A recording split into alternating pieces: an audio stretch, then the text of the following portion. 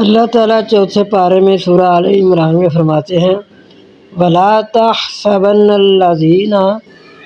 اور نہ تم گمان کرو ان لوگوں کو قتلوا جو قتل ہو جاتے ہیں فی سبیل اللہ امواتا، اللہ کے راستے میں لڑتے ہوئے شہید ہو جاتے ہیں، ان کو مردہ خیال بھی نہ کرو، بل احیاء، بلکہ زندہ ہیں، عند ربہم، اپنے رب کے پاس سے، یرزقون، وہ رزق پاتے ہیں۔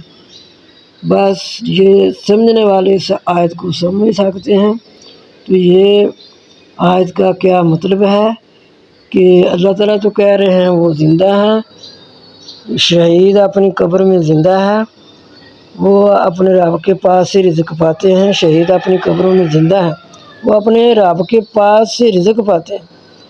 تو جب ان کو اللہ تعالیٰ کی اس آیت پر، اللہ تعالیٰ کے فرمان پر یقین نہیں تھا بھی وہ ماتم کرتے ہیں اور دیکھتے ہیں، تو جو اس آیت کو سمجھتا ہے وہ ایسا کام کبھی نہیں کرے گا، کیونکہ جب وہ اپنی آنکھوں سے پڑھ لے بل احیاء، بلکہ زندہ ہیں، عند ربہم، اپنے رب کے پاس، یرزقون، وہ رزق پاتے ہیں۔